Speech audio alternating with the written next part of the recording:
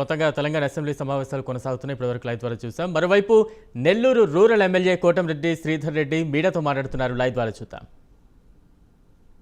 నేనేదో కోటంరెడ్డి శ్రీధర్ రెడ్డితో match fixing అని వెంటనే ప్రచారం చేస్తారన్న ఉద్దేశంతో మా బావ, ప్రియ బావ మంత్రి కాకాణి గోవర్ధన్ రెడ్డి గారు నిన్న మాట్లాడుతూ చాలా విషయాలు చెప్పాడు.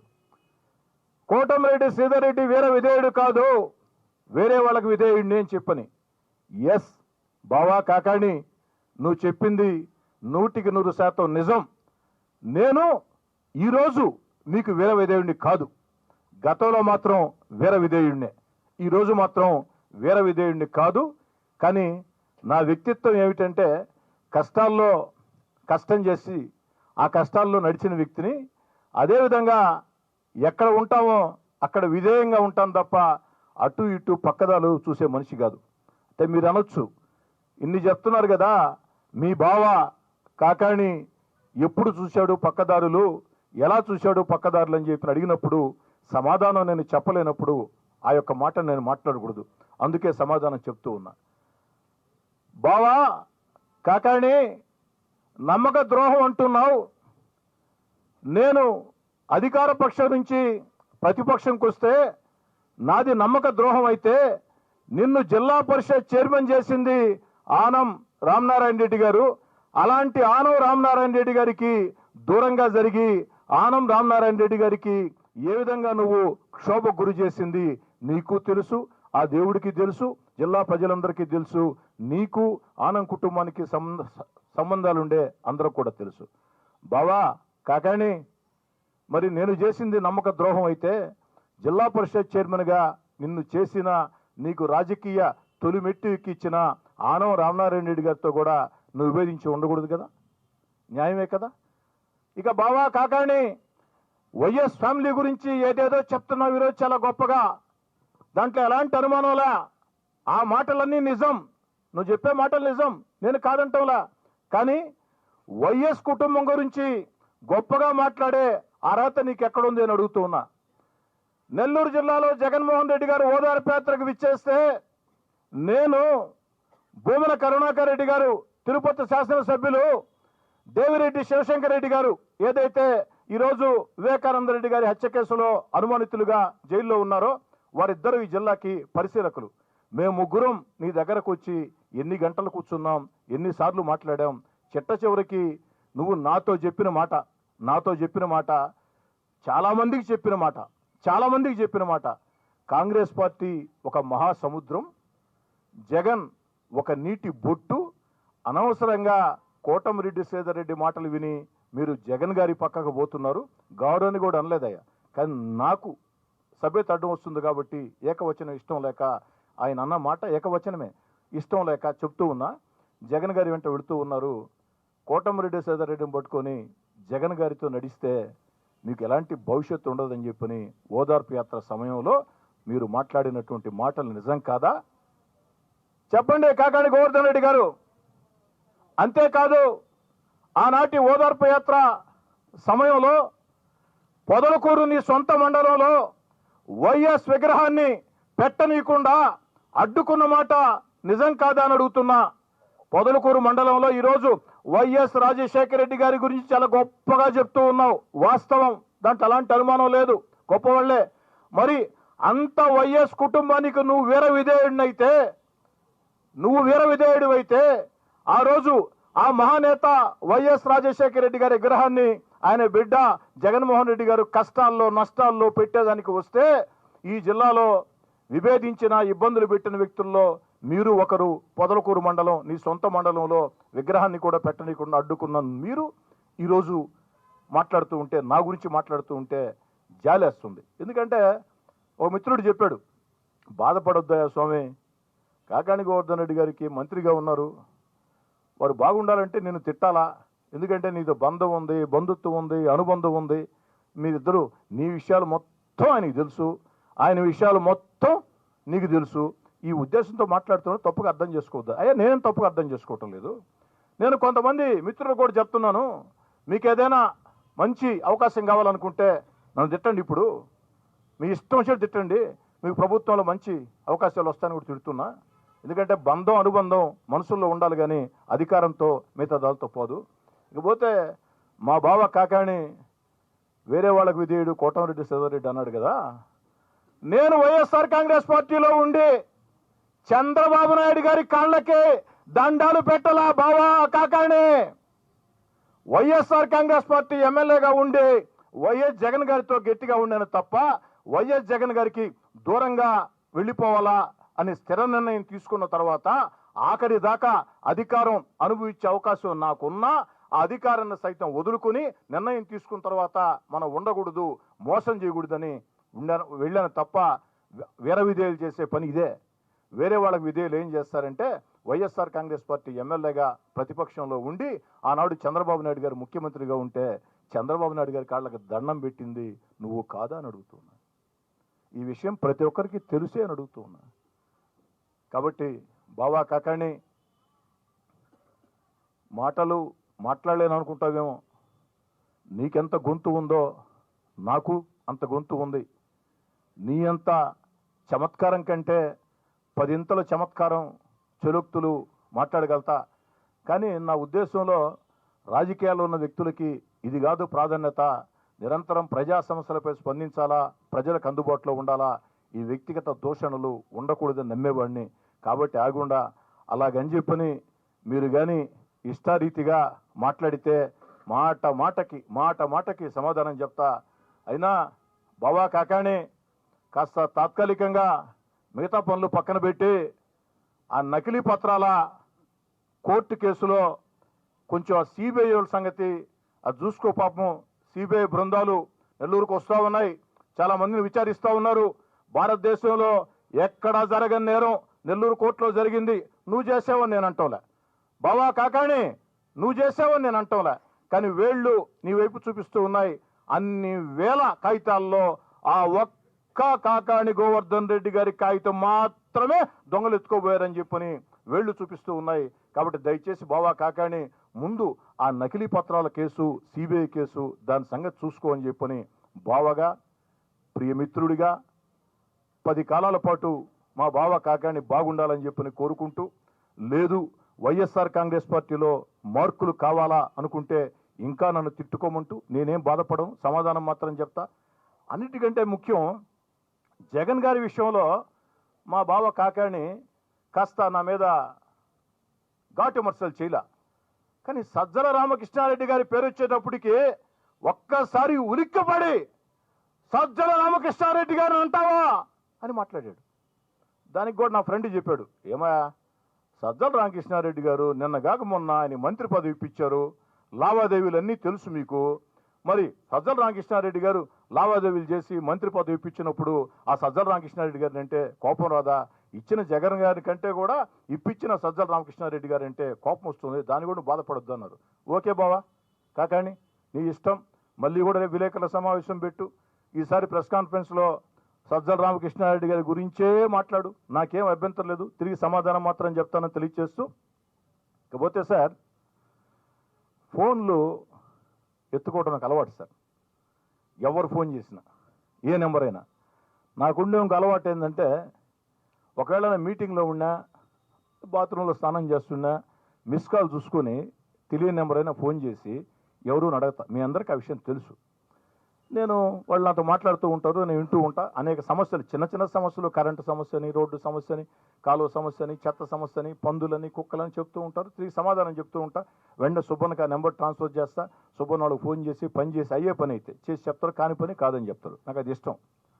ఈ మధ్యకాలంలో ఫోన్లు ఎక్కువైనాయి సార్. తమాషా ఏంటంటే నెల్లూరు రూరల్ కదా సార్, రాష్ట్రం అంతా వస్తున్నాయి. సరే ప్రతి కాలు ఎత్తుకుని అలవాటు నాకు ఉంది. ఒక 100 కాల్స్ వస్తే ఒక 70 కాల్స్ అనుకూలంగా అభినందిస్తూ వస్తున్నాయి. ఒక 20% కాల్స్ అభినందన లేదు కానీ ఆవేదనగా, అన్నా మేము వైఎస్ఆర్ కాంగ్రెస్ పార్టీ కార్యకర్తలమే, మీరు పార్టీలో ఉండుంటే బాగుండేది అంటే కరెక్టేలేనైనా, నేను కాదనలా, మీ బాధలు ఇయ్యే, నా బాధలు నాయి అని మాట్లాడుతున్నాం. ఒక 10% కాల్స్ మాత్రం బెదిరింపులు. నేను ఎక్కడ కట్ చేయటం లేదు సార్, మాట్లాడుతూ ఉన్నా. నేనే ఒక్క మాట అంటోలే వాళ్ళని, ఒక్క మాట వాళ్ళు అంటోలే, నేను అంటోలే. నన్ను తిట్టినోళ్ళకి సెల్లకి ఫోన్ పెట్టేసిన మరుక్షణం నెల్లూరు రూరల్ నుంచి చేయాల్సిన వాళ్ళు ఫోన్ చేస్తున్నారు. మాట్లాడాల్సిన భాష ఎట్లుంటుందో కూడా వాళ్ళు మాట్లాడిన దానికంటే 100 మాట్లాడుతున్నారు. తప్పది. కానీ నిన్న అందుకే నేను ఫోన్ కట్ చేయటంలే. నిన్న ఫోన్ వచ్చింది. ఫోన్ చేసి ఎమ్మెల్యేనా అన్నాడు. రికార్డింగ్ వచ్చిందంతా వాళ్ళే పెట్టుకున్నారు దాన్ని. నా దాంట్లో ఐఫోన్ కాబట్టి వాయిస్ రికార్డ్ లేదు. వాళ్ళే పెట్టుకొని అదేదో కిరీటంలాగా పెట్టుకున్నారు. అవునండి ఏనన్నా. నేను బోరుగడ్డ అనిల్ అన్నా అన్నాడు. నాకు ఇతని గురించి తెలుసు. గతంలో ఇతను కొంతమంది నాయకులకు ఫోన్లు చేసి ఒక అర్ధ నిమిషం సేపు మాట్లాడి తిట్టడం స్టార్ట్ చేస్తేనే సహజంగా కట్ చేస్తారు. వెంటనే పోస్టింగ్ పెడతాడు. బోరుగడ్డ దెబ్బకి వణికిన బాలకృష్ణ, బోరుగడ్డ దెబ్బకి వణికిన అంతిమ తీర్పు ఖాన్, బోరుగడ్డ దెబ్బకి వణికిన ఎన్టీవీ అమర్, ఈ విధంగా పెడుతూ ఉంటారు. అందుకోసం నేను కట్ చేయదలుచుకోలే. కానీ మాట్లాడే భాష నాకు వచ్చు. కానీ అతను రికార్డ్ చేస్తుండడం తెలుసు. ప్రజలు చూసినప్పుడు ఎమ్మెల్యే నోట్లో నుంచి ఈ భాష ఏందనుకుంటారు ఉద్దేశంతో ఒక్కటైతే ఖచ్చితంగా చెప్పా. అయ్యా, రాజశేఖర రెడ్డి గారి కుమారుడిగా జగన్ గారినో రాజశేఖర రెడ్డి గారినో నేనేం అనలేదు. 2 సార్లు నాకు టికెట్ ఇచ్చాడు. సజ్జల రామకృష్ణారెడ్డి గురించి మాట్లాడావు అని అన్నాడు. మాట్లాడానయ్యా. కట్టేసి కొట్టుకుంటా తీసుకోబోతానన్నావు. మీ తమ్ముడు చాలా ఎక్కువగా ఉన్నాడు, ఇద్దరిని తీసుకోబోతాన్నాడు. బంగారంగా తీసుకోబోనైనా నాకు అభ్యంతరంలే. ఏం మళ్ళీ ఇష్టం వచ్చిన భాష మీరు విన్నారు మొత్తం అంతా కూడా. అయినా నేను ఒకటే మాట, నువ్వు కొట్టుకుంటా తీసుకోబోతానన్నావు. తీసుకోబో, నన్ను తీసుకోబో, నా తమ్ముడిని తీసుకోబోని. అవతల వారి గురించి విచారిస్తే వీరు సజ్జల రామకృష్ణారెడ్డి గారి కోటరీ అంట. ఇలాంటి వ్యక్తులు ఒక 5-6 మంది ఉన్నారంట. వీళ్ళకి అప్పచెప్తారంట బాధ్యతలు. వీళ్ళు ఫోన్ చేసి ఈ భాష మాట్లాడి వెంటనే మానసికంగా దెబ్బతీయటం. తమ్ముడు బోరుగడ్డ అనిల్, నీ మాటలకి వణికేవాళ్ళో లేకుంటే ఎందుకులే మనమేదో పద్ధతిగా ఉండేవాళ్ళం కదా, ఇలాంటి మాటలు ఎందుకు వినాలా, వీళ్ళతో ఎందుకు లేని ఉండేవాళ్ళు ఉంటారు. తమ్ముడు బోరుగడ్డ అనిల్ని చేత మాట్లాడిచ్చిన సజ్జల రామకృష్ణారెడ్డి గారు, నాదా క్యారెక్టర్ కాదు. ఇలాంటి ఫోన్లు నాకు రావటం ఎక్కువగా చేసావంటే సజ్జల రామకృష్ణారెడ్డి గారు నెల్లూరు రూరల్ నుంచి నేరుగా వీడియో కాల్లే నీకు వస్తాయి. వీడియో కాల్లే వస్తాయి, గుర్తుంచుకో. నిన్న ఉదయం చెప్పా మీకు ఏమని, ఏం చేస్తారు, మీడియాకి లీకులు ఇస్తూ ఉన్నారు. కోటంరెడ్డి అరెస్టుకు రంగం సిద్ధమని, రండి రా అని పిలిచా. పాపం వాళ్ళ ప్రతాపం చూపించాలి కాబట్టి నిన్న సాయంకాలం కల్లా వేదాయపాలెం పోలీస్ స్టేషన్లో ఒక కిడ్నాప్ కేసు నమోదు చేయించారు. అయితే వాళ్ళకి ఇచ్చే సలహా ఏమిటంటే, ఆ కిడ్నాప్ కేసు ఒక్కటే ఎందుకు, కిడ్నాప్ కేసుతో పాటు హత్యాయత్నం కేసు కూడా నమోదు చేయించండి. అంటే తప్పుడు కేసులు ఏమైనా పెట్టవచ్చు కాబట్టి హత్యాయత్నం కేసు పెట్టాలంటే, మమ్మల్ని చంపేయంటే హత్యాయత్నం కేసు మీరు పెట్టుకోవచ్చు బంగారంగా, నాకేం అభ్యంతరంలే. ఒకటేం కర్మ, రెండేం కర్మ, 100 కేసులు పెట్టుకోండి. సజ్జల రామకృష్ణారెడ్డి గారు సలహాదారుడిగా అన్ని పనులు మానేసి ఓన్లీ ఆపరేషన్ నెల్లూరు రూరల్ అనే లెక్కలో ఉన్నావు. ఖచ్చితంగా ఆరోగ్యవంతమైన రాజకీయాలు చేయి. ఈ విధంగా ఫోన్లు చేయించి కేసులు పెడితే కోటమిరెడ్డి సోదరెడ్డి భయపడతాడు అనుకుంటే అమాయకత్వం. అంతకంటే రెట్టించిన ఉత్సాహంతో వాస్తవానికి ఈరోజు సజ్జల గారి గురించి నేను మాట్లాడదలుచుకోవాలా, నిన్నే మాట్లాడాం కదని. పాపం మా బోరుగడ్డ అనిల్ ఈ విధంగా మాట్లాడు, కొట్టుకుంటా తీసుకోబోతానంటే, ఈసారి మాట్లాడు, నేను తీసుకోబోనన్నా, మళ్ళీ మాట్లాడి తీసుకోబోతున్నాడు. తమ్ముడు బోరుగడ్డ అనిల్, రేపు ఉదయం ప్రెస్ కాన్ఫరెన్స్ ఉంది 10 గంటలకి. మామూలుగా అయితే సజ్జల గారి గురించి మాట్లాడే ఆలోచన లేదు. ఇప్పుడు నువ్వు చెప్పావు కాబట్టి మాట్లాడి చూస్తానని. అది నన్ను కొట్టుకుంటా తీసుకోబోతావో, నా తమ్ముడిని ఎట్ట తీసుకోబోతావో, మా నాయకులు కార్యకర్తను ఎట్ట తీసుకోబోతావో చూద్దామని బోరుగడ్డ అనిల్ని పంపించిన సజ్జల రామకృష్ణారెడ్డి గారు లైవ్ చూస్తున్నారా, వింటున్నారా? మళ్ళీ చెప్తున్నా, సజ్జల రామకృష్ణారెడ్డి గారు ఇలాంటి వ్యక్తుల్ని 100 మంది నా మీద ప్రయోగించినా, ఎన్ని కేసులు పెట్టినా అదిరేదేలా, బెదిరేదేలా, దేనికైనా సిద్ధం, ఎందాకైనా సిద్ధం. ఏమిటి రామకృష్ణారెడ్డి గారు, అధికారం చేతిలో ఉందని మీతో విభేదించా, ఆఖరి దాకా మీతో ఉండి నామినేషన్ ముందు రోజు కండువా మార్చుకోలా, ఒక నిర్ణయం తీసుకున్న తర్వాత మీ దగ్గరకు వచ్చి అధికారాన్ని అనుభవించదలుచుకోవాలా?